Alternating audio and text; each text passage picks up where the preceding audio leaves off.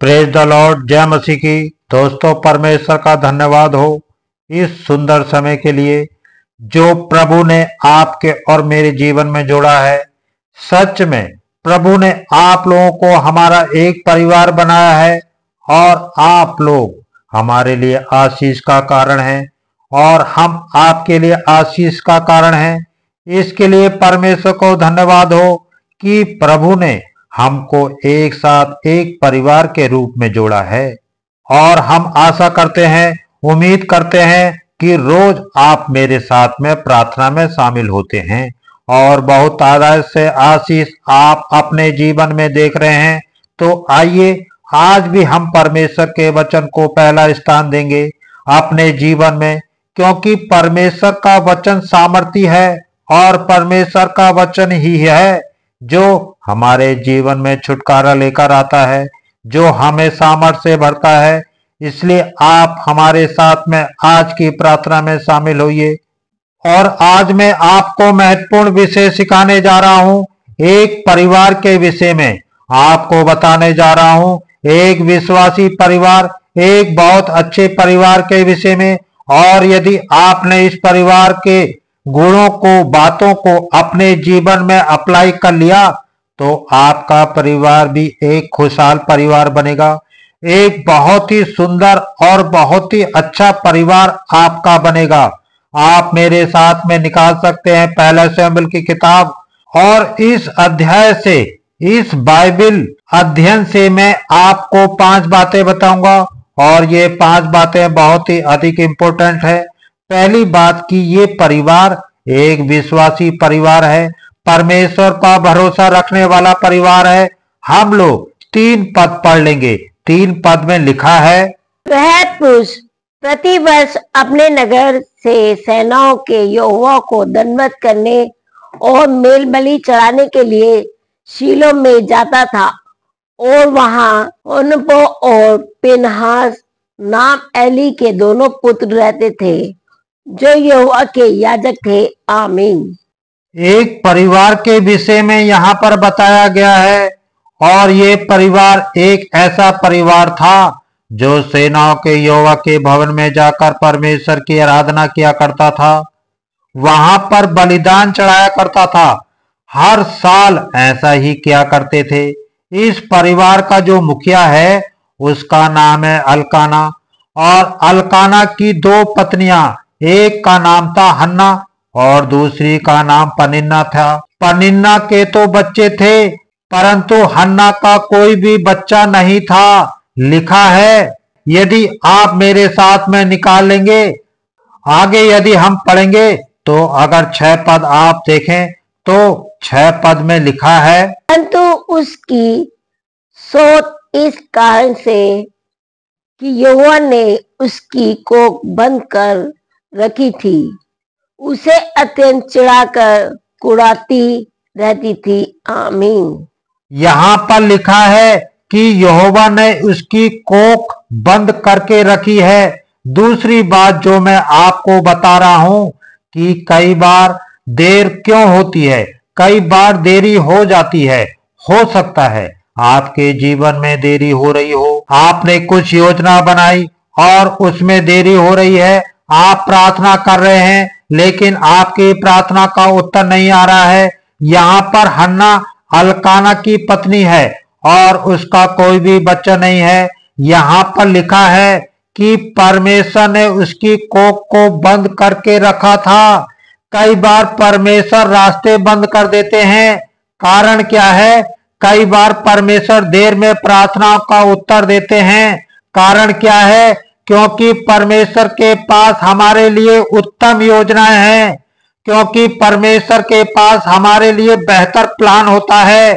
यहाँ पर हम देखते हैं हन्ना के लिए परमेश्वर के पास एक बेहतर प्लान है जो पनिन्ना के लिए नहीं है। पनिन्ना के तो बहुत सारे बच्चे हो गए, लेकिन हन्ना के लिए एक विशेष प्लान है।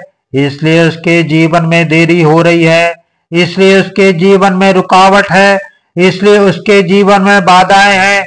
हो सकता है आपके जीवन में भी ऐसा हो। मैं आपसे कहूंगा कि परमेश्वर के पास आपके लिए एक बेहतर योजना है।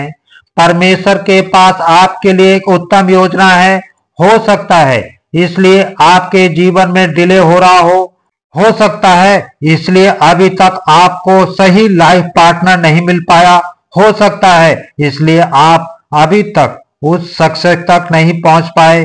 आपके लिए हो सकता है एक विशेष और बहुत बड़ा प्लान।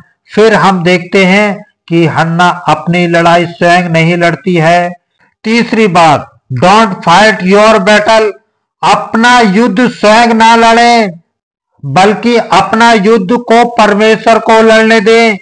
यहां पर यदि आप 6 और 7 पद पढ़ेंगे, 6 पद में लिखा है, परंतु उसकी सौत इस कारण से कि यहोवा ने उसकी कोख बंद करके रखी थी, उसे अत्यंत चिढ़ाकर कुढ़ाती रहती थी। आमीन। और वो तो प्रतिवर्ष ऐसा ही करता था। और जब हन्ना यहोवा के भवन को जाती थी, तब पनिन्ना उसको चिढ़ाती थी, इसलिए वो रोती और खाना ना खाती थी। आमीन। जो पनिन्ना थी, जिसके बच्चे थे, ये हन्ना को चिढ़ाया करती थी, उससे लड़ती थी, उससे झगड़ती थी, उसका मजाक बनाती थी। लेकिन ध्यान देने योग्य बात यह है कि हन्ना के विषय में ऐसा नहीं लिखा है। हन्ना उससे लड़ने नहीं जाती थी, हन्ना उसको जवाब भी नहीं देती थी।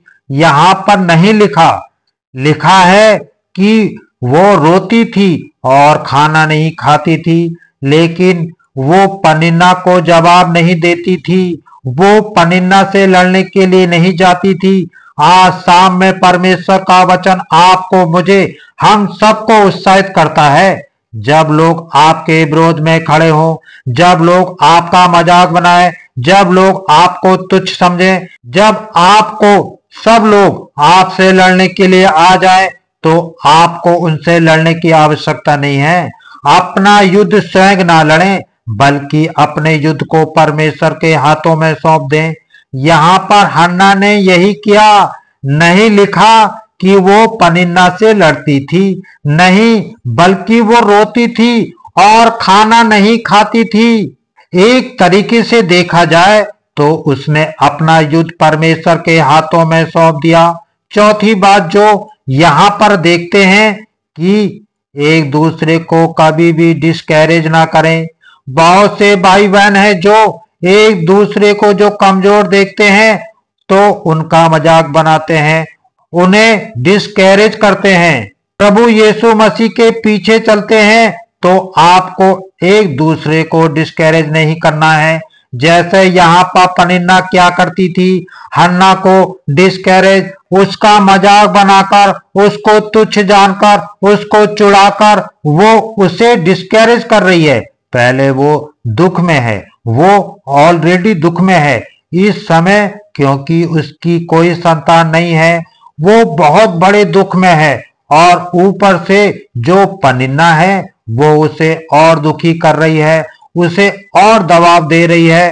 तो आप ऐसा ना करें। यदि आपके परिवार में कोई कमजोर व्यक्ति है तो उसका मजाक ना बनाएं, आप उसको प्यार दिखाएं, परंतु उसका मजाक ना बनाएं, उसकी कमजोरियों का मजाक ना बनाएं, क्योंकि हो सकता है ये बातें उसे हर्ट कर जाएं, हो सकता है वो अपना नुकसान कर दे, हो सकता है वो कोई गलत कदम उठा ले आपकी बातों के द्वारा।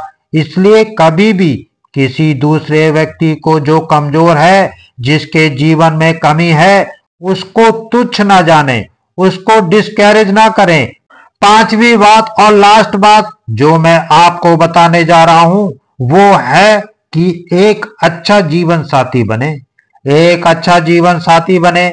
यहां पर हम लोग देखते हैं अल्काना के विषय में। अल्काना एक बहुत अच्छा जीवन साथी है, एक बहुत अच्छा जीवन साथी। क्यों ये मैं कह रहा हूं कि वो एक बहुत अच्छा जीवन साथी है? पहली बात, यदि आप पढ़ेंगे तो लिखा है, परंतु हन्ना को वह दूना दान दिया करता था। आमीन। कि जब वो परमेश्वर के भवन में जाता था तो अपने बेटे बेटियों को दान किया करता था, परंतु जब वो हन्ना को कितना दान देता था? 5वें पद में लिखा है, यदि वो अपने बच्चों को 1 किलो सोना दे रहा है तो वो हन्ना को 2 किलो सोना देता था। वो इतना इससे प्रेम करता था, इतना अधिक प्रेम उससे करता था कि उसको वो 2 गुना दान देता था।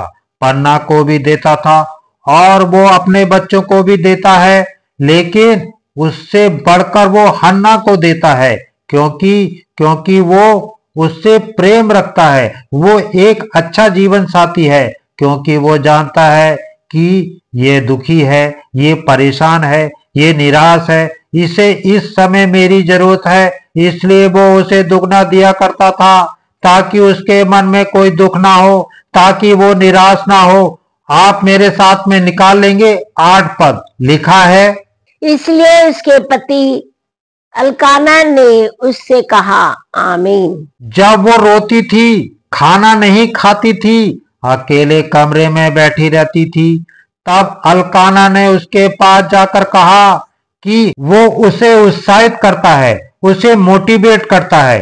पनिन्ना उसको डिस्करेज करती है, लेकिन जो अल्काइना है, उसका हस्बैंड, वो उसे मोटिवेट करता है।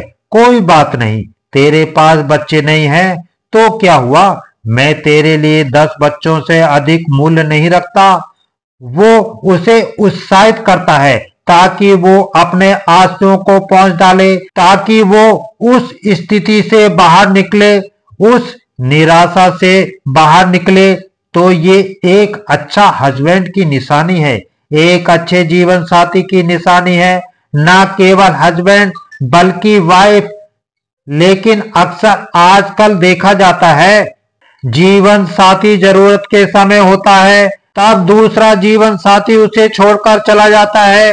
अक्सर देखा जाता है, जब वो गरीबी में होता है, अपने जीवन में स्ट्रगल कर रहा होता है, तो उसका जीवन साथी वो दूर चला जाता है, ये सोचकर कि इसके पास तो कुछ नहीं है। अक्सर देखा जाता है, हमारे पास प्रार्थना निवेदन आते हैं, जिन स्त्रियों के बच्चे नहीं हो पाते, उनके हस्बैंड दूसरी शादियां कर लेते हैं या फिर छोड़कर चले जाते हैं। जिनके पति में कुछ कमी होती है, उनकी पत्नियां छोड़कर चली जाती हैं। कारण क्या है? क्योंकि वो एक अच्छे जीवन साथी नहीं है। अच्छा जीवन साथी कौन है? शादी जब होती है तो कहते हैं कि मैं दुख में भी, सुख में भी, बीमारी में भी, अमीरी में भी, गरीबी में भी साथ रहेंगे, लेकिन उसके बाद सब लोग भूल जाते हैं। लेकिन आज परमेश्वर का वचन हमें सिखाता है कि हमें चाहे कैसी भी परिस्थितियां हो, हमारा जीवन साथी चाहे कितना भी स्ट्रगल कर रहा हो, लेकिन हमें उसके साथ में बने रहना है, उसको मोटिवेट करते रहना है। इसलिए तो जीवन साथी है, मोटिवेट करने के लिए, एक दूसरे को उत्साहित करने के लिए। इसलिए परमेश्वर ने कहा है कि मैं आदम के लिए सहायक बनाऊंगा, ताकि उसको अपनी कमजोरी में वो उसकी सहायता करे, उसको मोटिवेट करे, उसको आगे बढ़ाए। एक जीवन साथी का यही काम है। इसलिए परमेश्वर का वचन आज इस समय हमें उत्साहित करता है कि हमें एक अच्छा लाइफ पार्टनर बनना है, एक अच्छा जीवन साथी बनना है, प्रैक्टिकल में वे एक अच्छा जीवन साथी बनना है। सो मैं उम्मीद करता हूं कि आपने इस मैसेज के द्वारा आशीष पाई होगी और इन बातों को आप अपने जीवन में अप्लाई करें। एक अच्छा मसीह परिवार बनाए जो परमेश्वर के करीबी में जाता हो, परमेश्वर के भवन में जाता हो, प्रार्थना को करता हो और अपने परिवार से, अपनी पत्नी से, अपने पति से प्रेम रखता हो। एक अच्छे परिवार का आप अपने जीवन में गठन करें। एक दूसरे को डिस्करेज ना करें, एक दूसरे को मोटिवेट करें, एक दूसरे से युद्ध ना लड़ें, बल्कि अपने युद्ध को परमेश्वर के हाथों में सौंप दें। सो प्रभु आपको इस वचन के द्वारा बहुत आयत से आशीष दे। आमीन।